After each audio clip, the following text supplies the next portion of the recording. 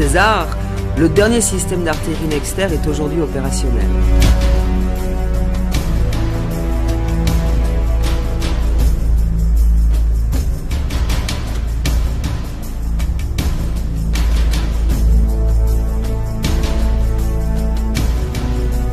Ce nouveau concept, qui intègre un canon de 155 sur un châssis de camion tout-terrain, garantit mobilité et puissance de feu.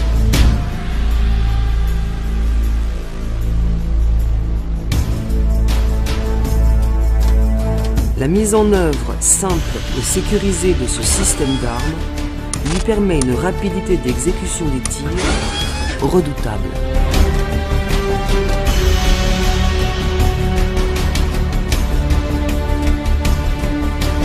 Son canon de 52 calibre autant, qui tire à plus de 40 km, lui confère une allonge exceptionnelle.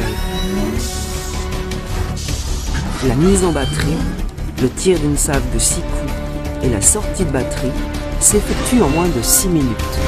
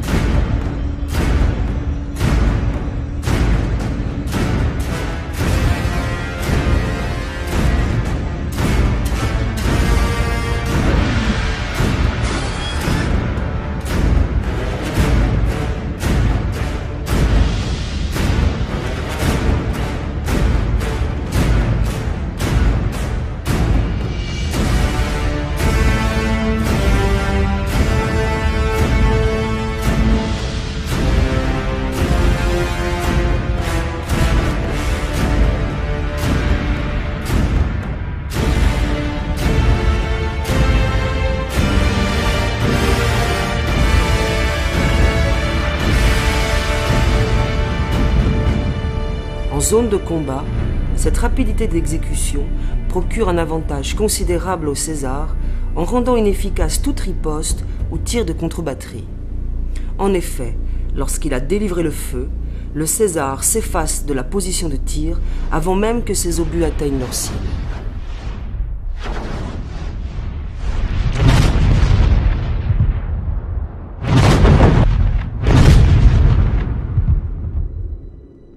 Élément concret de la numérisation de l'espace de bataille, il est relié au système Atlas.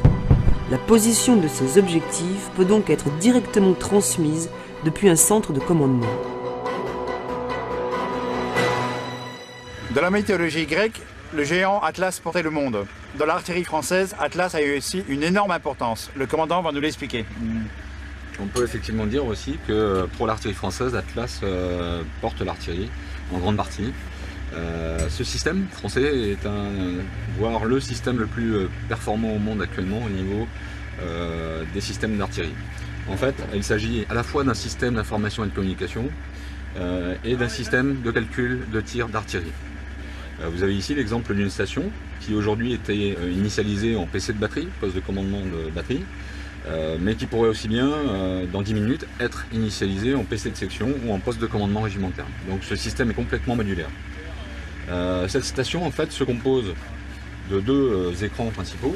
Donc un écran à droite qui est ce qu'on appelle l'éditeur tactique, qui est en fait une cartographie numérisée qui permet à l'opérateur de se situer lui-même sur l'espace du champ de bataille. Si je peux vous interrompre, vous connaissez la position de chaque canon et de chaque élément du régiment sur cet écran. Complètement, non seulement de chaque canon et chaque élément du régiment, mais également si le régiment ou la batterie était inséré dans un groupement ou dans une brigade, de connaître également la position des entités amies, c'est-à-dire les PC de brigade, les PC de compagnie ou de bataillon.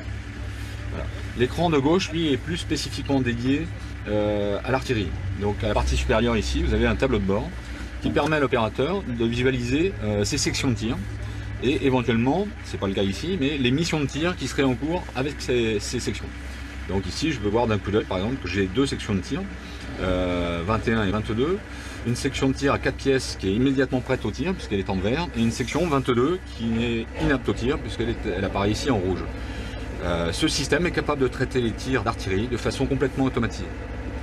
Donc en termes de choix des moyens pour le traitement du tir, quand il existe plusieurs sections par exemple disponibles, le système va, à partir de critères qu'on lui aura injectés, la plus proche, la plus éloignée, la plus riche en munitions, la plus pauvre, etc., choisir lui-même la section qui doit être engagée, d'accord, calculer les éléments lanceur par lanceur de la section ou des sections qui seraient engagées sur la mission de tir, et suivre après les comptes rendus des pièces qui eux-mêmes sont faits pour la plupart automatiques.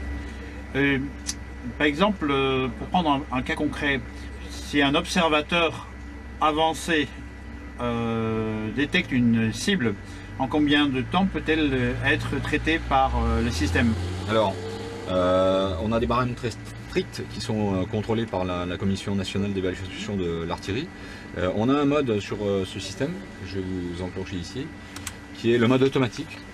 C'est-à-dire que pour gagner des délais, on va laisser le système traiter lui-même l'attribution et le calcul de tir. Et à partir de ce moment-là, entre la demande de tir de l'observateur et l'arrivée des éléments de tir sur pièce, il va s'écouler moins d'1 minute 30.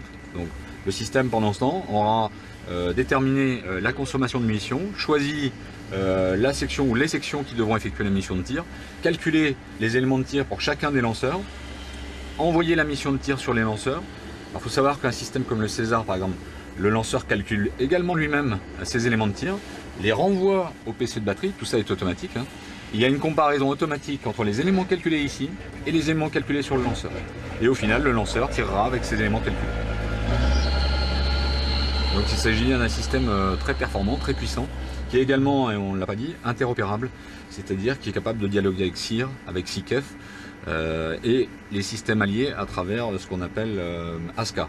Artillery System Cooperation Activities, qui permet donc à ce système de dialoguer avec le système allemand Adler ou le système anglais BATE ou d'autres systèmes, AFATATS par exemple pour les États-Unis. Donc l'artillerie est bien l'arme savante. L'artillerie reste l'arme savante. La problématique pour nous n'est plus le calcul des éléments de tir ou de la topographie, pour lequel on est bien aidé maintenant par tous ces nouveaux systèmes qui équipent aussi bien les lanceurs comme le César que les postes de commandement du niveau d'une batterie.